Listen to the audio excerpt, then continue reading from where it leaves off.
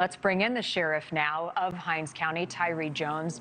Sheriff, thank you for giving us some time this morning. This is an urgent situation. Public safety is the priority in bringing these two back into custody. What's the status of the search right now?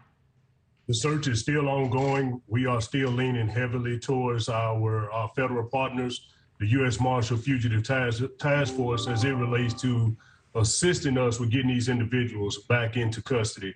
And we're still asking the public or anyone with any information regarding the location or whereabouts of these individuals to contact your local law enforcement agency. I am very optimistic that we will be able to get these individuals back into our custody very soon. But as you all know, the search is still ongoing, and it is a very aggressive and fluid search that we are conducting. Sheriff, you had said in a prior interview that you believed that these two remaining escapees were in Mississippi. Do you still believe that's the case? At this particular time, we don't have any evidence to support the fact that they're not. I said Monday during a press conference that we believe that they were all within the central Mississippi area. And as you can see, 2 days later, we had the standoff and situation with Dylan Arrington. So it's still my belief that they're still somewhere in the Mississippi area or close by as well. So Casey Grayson and Corey Harrison, those are the two remaining escapees. Do you believe and fear that they may be armed? Well, of course, they're desperate. First of all, they escaped the facility. So we should consider them both armed and dangerous at this particular point because they're both on the run and they have not turned themselves in, and they are fugitives of justice. So we have to be able to consider their status as armed and dangerous, and ask anyone to be careful. If you see these individuals, do not approach them. Just contact your local law enforcement agency and alert them of your findings or what your suspicions may be of these individuals. It's a scary situation for folks at this hour, Sheriff. You know that. Jerry Raines, the suspect who was taken back into custody in Texas, is he cooperating? Is he able to offer any information about these other two remaining at large?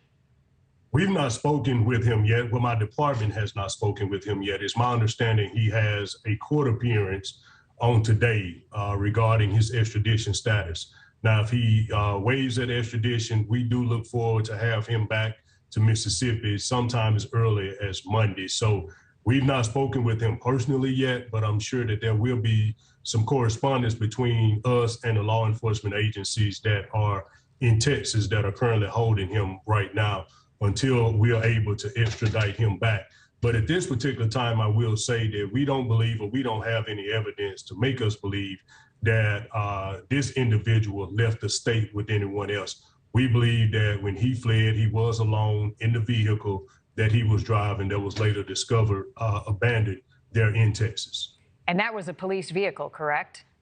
No, ma'am, it was not a police vehicle. It was a public works vehicle belonging to the maintenance department for Hinds County. How long had these four escapees been planning to break out of jail? We don't have that evidence right now. Of course, it's still under investigation. We are still conducting an administrative investigation to see what policies and procedures that may have been violated that could have aided or helped these individuals escape. So we don't have that timeline right now. We just know that it was obviously carefully planned, but we do not know exactly the timeline or how long it took to plan this particular escape. Early on in the investigation, you came in front of the cameras and apologized for the breaches in security and the fact that they were able to get out. Do you feel in part responsible that we're in this situation?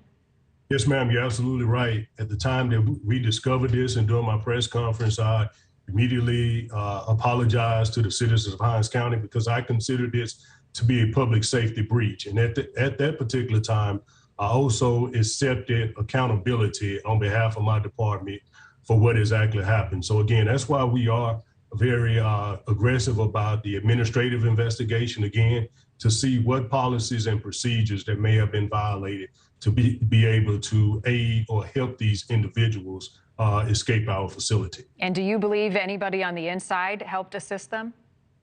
We don't have that information right now, but again, it's still under investigation. And if we do reach the point where we are able to confirm if someone on the inside may have helped or assisted them, then that individual or those individuals will be held both accountable administratively and criminally as well. And what steps are you taking right now, Sheriff, with this Raymond Detention Center that has been criticized in the past for having lapses in security measures?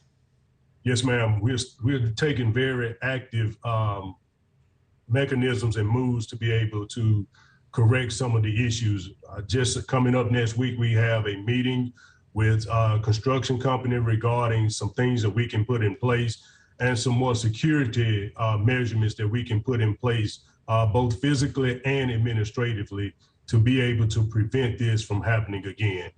As of earlier this week, we went back and we reviewed some policies and procedures, and we were able to make some changes to those as well for more accountability for our employees that are working within the facility as well to prevent this from happening again. Thank you for watching. Go to newsnationnow.com to find NewsNation on your television provider. And don't forget to click the red subscribe button below to get more of NewsNation's fact-driven, unbiased coverage.